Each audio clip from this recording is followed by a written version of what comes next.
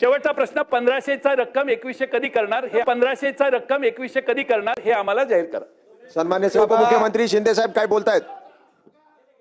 लक्षवेधी संदर्भात लाडक्या बहिणीच्या संदर्भात नाना आपल्या आदिती तटकरे यांनी व्यवस्थित उत्तर दिलं. ऐका ऐका ना, अरे तुम्ही ही योजना जेव्हा सुरू केली तेव्हा ती, आता तुम्ही म्हणताय लाडक्या बहिणीवर अन्याय होतोय, तुम्ही योजना बंद करण्यासाठी कोण गेलं वडपल्लीवर कोर्टामध्ये? कोण गेलं? हे बघा, हे वडपल्लीवर कोणाचा समर्थक होता? अनिल वडपल्लीवर अध्यक्ष महोदय यांनी योजना बंद व्हावी म्हणून कोर्टात गेले आणि ते नानाचा माणूस होता वडपल्लीवर. आणि या ठिकाणी बसा ऐका, सत्य ऐका जरा. आणि म्हणून आम्ही जी योजना सुरू केली त्या योजनेमध्ये बिलकुल कुठल्याही परिस्थिती आम्ही चांगल्या भावनेने भूमिकेत ही योजना सुरू केली.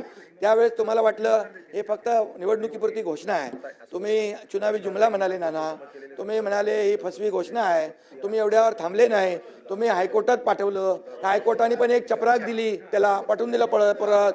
आणि तरी सुद्धा आम्ही या ठिकाणी त्या लाडक्या बहीण योजनेचे पैसे नाना जमा केले त्याच्यामध्ये. तुम्हाला वाटलं आता आचारसंहितेत पण पैसे बंद होतील, तर आचारसंहितेचे पण ॲडव्हान्स पैसे आम्ही टाकले.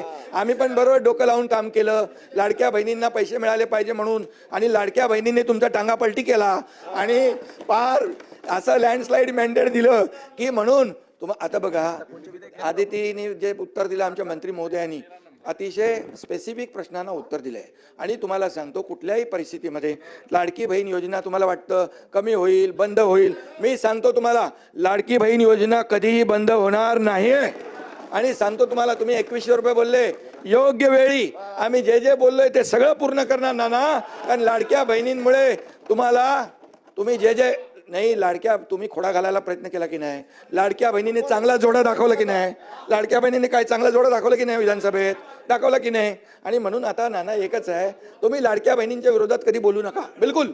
नाहीतर आता येणाऱ्या पुढच्या निवडणुकांमध्ये लाडक्या बहिणी परत या ठिकाणी नाना तुम्ही तुमच्यावर का घेताय? बोला ना, ऐका ऐका ऐका. अरे लाडक्या बहिणींना आतापर्यंतच्या इतिहास किती वर्ष होतं हो काँग्रेसचं सरकार? आतापर्यंतच्या इतिहासामध्ये कधी अशी योजना सुरू केली?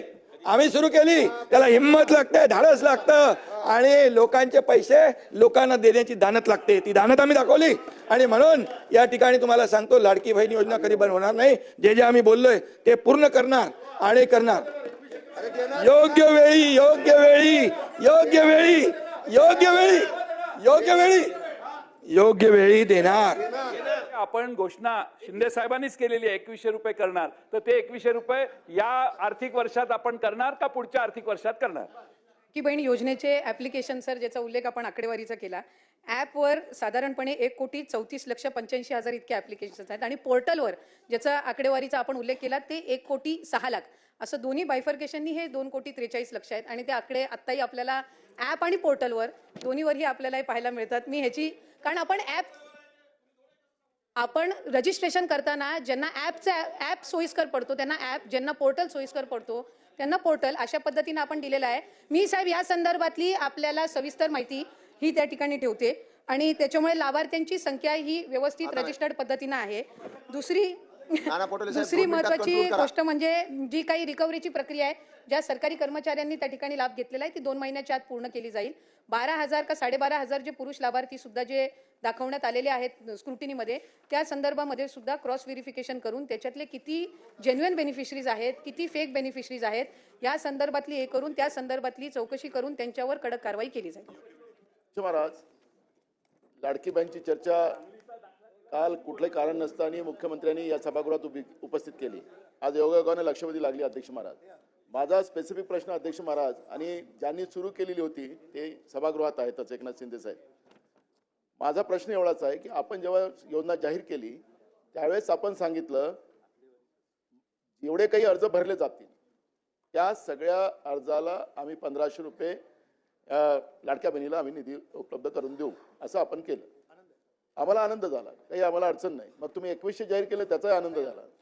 पण माझा एक स्पेसिफिक प्रश्न असा आहे की निवडणुकीच्या ऐन तोंडावर तुम्ही ही ज्या पद्धतीची घोषणा केली, कुठलाही नियम न पाहता या पद्धतीनं जे काही आता याच्यामध्ये अफरातफर झाली असं तुम्हीच मान्य करताय, मग अफरातफर झाली, योजना तुम्ही सुरू केली, तर गुन्हे दाखल करायची जी भूमिका आहे ती त्या लोकांवर करायची की तुमच्यावर करायची, हा एक प्रश्न आहे. एक, तुम्ही 2100 करणार का, दुसरा प्रश्न. आणि तुमची ॲप आणि पोर्टल याच्यामध्ये हे आकडे फरक का दिसतात? म्हणजे ही योजना जशी ज्या उद्देशाने तुम्ही सुरू केली, जी गडबड तुम्ही लोकांनी केली, ती आता ॲप आणि पोर्टलमध्ये आपल्याला पाहायला मिळते आहे. मग या योजनेमधले लाभार्थी नेमके कोण आहेत ते पण कळायला पाहिजे. नाही, उत्तर त्यांना देऊ द्या ना. या सुरुवात म्हणजे चुकीची माहिती रेकॉर्डवर जाऊ नये म्हणून मी एक क्लेरिफाय करते. लाडकी बहीण योजनेचे फॉर्म घेत असताना आपण ऑफलाईन, आपण ॲप, आपण पोर्टल असे वेगवेगळे माध्यम लाभार्थ्यांसाठी उपलब्ध करून दिले होते आणि म्हणून त्याच्यामध्ये ॲप आणि पोर्टल हे दोन्हीही प्लॅटफॉर्म्स आहेत. आणि हे दोन्ही प्लॅटफॉर्म्स असताना जे ऑफलाईन फॉर्म पण जे अंगणवाडी सेविका असतील, आशा सेविका आहेत, तिथले ग्रामसेवक आहेत, वेगवेगळी जी सरकारी यंत्रणा आहे, यांना सुद्धा आपण तिथं लाभार्थ्यांना सोयीस्कर पडावं रजिस्ट्रेशनसाठी त्या दृष्टिकोनातून आपण हे केलेलं आहे. आणि ई-KYC साधारणपणे 1,74,00,000 महिलांपेक्षा जास्ती महिलांची झालेली आहे. हे मी ऑन रेकॉर्ड आपल्याला इथे सांगत आहे. 31 डिसेंबरपर्यंत त्याची मुदत आहे आणि त्याच्यामुळे कुठेही या संदर्भामध्ये रजिस्ट्रेशन करत असताना वेगवेगळे प्लॅटफॉर्म्स आपण त्यांच्यासाठी रजिस्ट्रेशनसाठी उपलब्ध करून देत असताना कुठल्याही लाभार्थ्यांच्या आकडेवारीची, कुठल्याही गोष्टीची इथं गडबड किंवा कुठल्याही पद्धतीचे याच्यामध्ये दुर्लक्ष झालेलं नाही. ठीक आहे. सन्मान्य सदस्य हारून खान.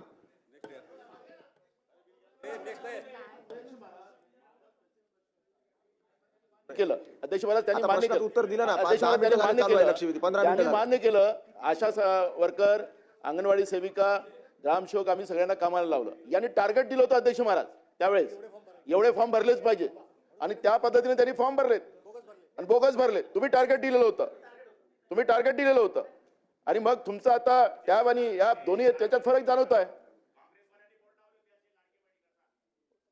आम्ही काय तुम्हाला मदत केली ना, पण तुम्ही सरकारच्या योजना आम्ही त्याचं समर्थन केलेलं आहे. पण याच्यात जे गडबड झालेली आहे त्याला गुन्हेगार कोण? आखरी हे जनतेचे पैसे आहेत. तुम्ही मालक नाही आहात. जनतेच्या पैशाचा हिशोब द्यावा लागेल तुम्हाला. अजून सांगायचंय की या रजिस्ट्रेशनमध्ये कुठल्याही पद्धतीची गडबड किंवा कुठल्याही पद्धतीचे दोन आपण त्यांना माध्यम उपलब्ध करून दिले होते. प्रत्येक योजनेमध्ये असतात ॲप आणि पोर्टल. ऑनलाईन पद्धतीने रजिस्ट्रेशन करत असताना दोन माध्यम ही सगळ्या स्कीममध्ये दिले जातात. आपण इतरही स्कीममध्ये तपासलेत तरी त्या पद्धतीने आहे. आणि लाभार्थ्यांची संख्या ही सुरुवातीपासून 2.5 कोटीच्या संख्येमध्येच आहे. त्याच्यामुळे या संदर्भातला आता नव्याने काही आपण त्याबद्दल कॉन्ट्रोवर्सी तयार करून किंवा लाडक्या बहिणींच्या योजनेला आणखीन बदनाम करण्याच्या दृष्टिकोनातून काही वेगळे विषय इथे काढू नये आणि रेकॉर्डवर काही चुकीचं येऊ नये अशीच माझी सभागृहाला विनंती आहे. ती संख्या वाढायला पाहिजे, कमी कशी होते? याचा अर्थ फ्रॉड झालाय, गडबड झाले, भ्रष्टाचार झालाय, चुका झाल्या, राजकारणाकरता, सगळ्याकरता, मतांकरता महाराष्ट्र राज्य लुटण्याचं तुम्ही काम केलं आणि तुम्ही समाधानकारक उत्तर देत नाही म्हणून आम्ही तुमचा निषेध करतो. चला.